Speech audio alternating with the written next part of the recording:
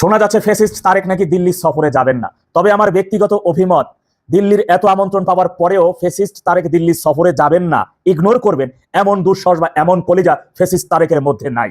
তবে হ্যাঁ, পাকিস্তান, জামাতি, আল কায়দা থেকে কোন ওই ধরনের আশ্বাস পাইলে তিনি নাও যেতে পারেন। আবার এমনও হইতে পারে, আপনারা জানেন যে আমরা যারা ছোটবেলায় একদিন স্কুলে না গেলে পরের দিন গেলে হেড স্যারে পিটাবে, এই জন্য গার্জিয়ান নিয়ে যাওয়া, গার্জিয়ান না পাইলে ওই দিন আর যাবো না, এমন ঘটনা কিন্তু আমাদের সাথে অনেক ঘটছে। একটা উদাহরণ দিই, তা ফ্যাসিস্ট তারেক সে দিল্লিতে গেলে দিল্লির প্রধানমন্ত্রীর অনেক প্রশ্নের সম্মুখীন হবেন। সার্জিও গোরের সাহেবের সামনেও তিনি মুখোমুখি হইতে পারেন এবং বাংলাদেশে আসা সেই 10টা চুক্তি যে তুই আসতে পারতেছিস না, এখন ক্ষমতা পাই এইগুলো করতেছিস, এমন অনেক সম্মুখীন হইতে পারে, এমনকি কানের গোড়ায় 2 সাইডটা পড়ে গেলেও পারে। প্রথমেই একটা কথা আপনাদেরকে বলে রাখি, ফ্যাসিস্ট তারেক দিল্লি সফরে গেলেও ভালো, না গেলে আরো ভালো।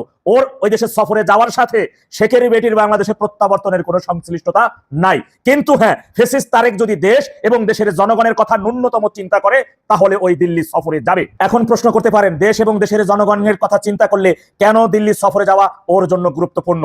এখানে পাকিস্তান, জামাতি, এনসিপি কে খুশি না করে দিল্লি সফর এই কারণে যাওয়া গুরুত্বপূর্ণ। আপনারা কিছুদিন আগেও দেখেছেন বাংলাদেশে কাঁচামরিচের মূল্য কেজি প্রতি 500 টাকার উপরে চলে গেছে।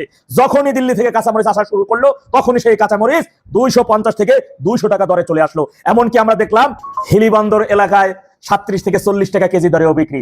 বাংলাদেশের জনসাধারণের মশলা থেকে শুরু করে নিত্য প্রয়োজনীয় অধিকাংশ দ্রব্যই দিল্লি থেকে আমাদের কিনে আনতে হয়। পার্শ্ববর্তী দেশ হওয়ার কারণে সেখানে ট্রানজিট ভাড়া কম পড়ে, অল্প দামে কেনা যায়, আর অল্প দামে কেনা ভাড়া কম পড়ায় সাধারণ দেশের জনগণ অল্প পয়সাও তারা কিনে খেতে পারে। দিল্লি যদি 1 মাস পেঁয়াজ বন্ধ করে দেয় যে পেঁয়াজ দেবো না, তোমাদের পয়সা আছে আমাদের থেকে কিনবা, পয়সা দিয়ে কিনবা, মাগনা নিবে না, ভালো কথা, আমাদের থেকে তোমাদের নিতে হবে না, জোর করতেছি না, আনো ইরান থেকে কিনা, পাকিস্তান থেকে কিনে আনো, খাও। কিছুদিন আগেও দেখেছেন এই যে এই সরকারের একজন ধোমরা সোমরা এক মূর্খ বলতেছিল আওয়ামী লীগ গ্যাসের 98% ভারতের উপর নির্ভর করে দিয়েছিলেন, তাদের দিয়েছিলেন। আরে ভারতের উপর নির্ভর করে দিয়ে দেশের জনগণ যদি সঠিক সময় গ্যাস পায়, বিদ্যুৎ পায়, অল্প দামে নিত্য প্রয়োজনীয় দ্রব্য পায়, তাহলে তো আমাদের দেশের জনগণের জন্য সেইটাই ভালো।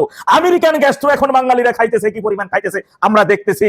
1200 টাকা 1300 টাকার গ্যাস এখন 2400 টাকা, তাতেও পাওয়া যাচ্ছে না। আজকে সিএনজির গাড়ির সারি, আজকে বিদ্যুৎ কোথায়? আজকে বিদ্যুৎ পাওয়া যাচ্ছে না।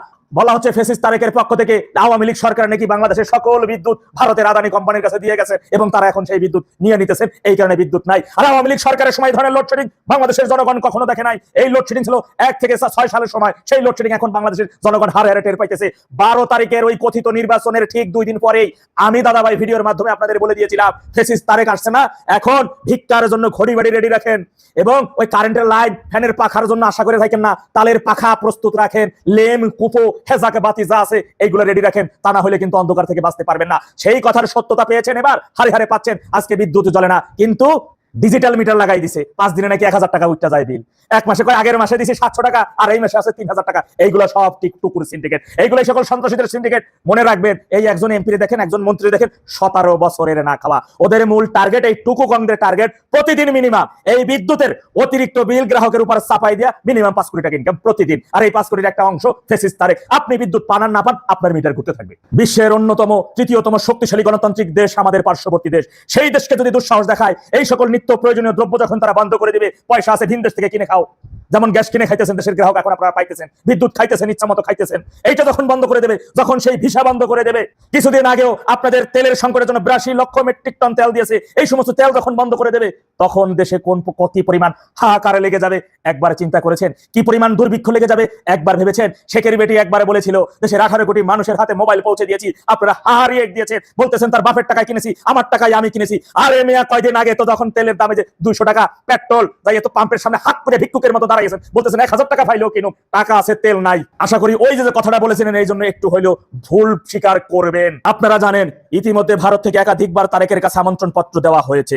তারেকের মা মরার পরে ভারত থেকে স্পিকার গিয়ে শোক বার্তা পর্যন্ত পৌঁছেছে, আপনারা খুব ভালো করেই জানেন। এমনকি এখন তারেকের পাহারায় বাংলাদেশে আল কায়দা জঙ্গিদের ঘাঁটি করা হচ্ছে, যেই ঘাঁটি থেকে মূল লক্ষ্য হচ্ছে ভারতে আক্রমণ করা। ইতিমধ্যে বাংলাদেশের মাদ্রাসাগুলো বিভিন্ন জায়গায় বোমা বিস্ফোরণে সাধারণ শিক্ষার্থী হতাহত মারা যাচ্ছে, এইটা এখন দৃশ্যমান। সুতরাং এই তারেকের এই দুঃসংস্কারের কারণে ভারত যদি অ্যাকশনে যায়, দেশের জনগণ ভারতকে ভুল বুঝবেন না, ভুল বুঝলেও সেটা আপনাদের ঠিক হবে না। কারণ আত্মরক্ষা, তার দেশের নিরাপত্তা, তার দেশের নাগরিকতার নিরাপত্তা তার কাছে সবার আগে। তাই দেশের জনগণকে সেই বিপদ থেকে বাঁচতে হইলে এবং ভবিষ্যতে এই ধরনের বিপদ থেকে যদি আপনারা বাঁচতে চান, তাহলে অনতি বিলম্বে ফ্যাসিস্ট তারেক, জামাতি, এই পাকিস্তানি বীরজগুলা, এনসিপির জঙ্গিগুলোর বিরুদ্ধে আপনারা যারা সাধারণ জনগণ আছেন তাদের রুখে দিতে হবে। তা না হলে ভয়াবহ বিপর্যয়ের জন্য আপনাদের প্রস্তুত থাকতে হবে। ভালো থাকুন। আসসালামু আলাইকুম। আলাইকুম। ঢাকার মাটির নিচে মেট্রো রেল বানানোর আগে যেন হিসেবটা করা হয়েছিল মাটির উপর দাঁড়িয়ে চোখ বন্ধ করে। বাজারের নির্মাণ সামগ্রীর দাম কত, ডলারের দাম কোথায় যাবে, আন্তর্জাতিক ঠিকাদাররা কি শর্তে কাজ করতে রাজি, এসবের যথাযথ বিশ্লেষণ না করে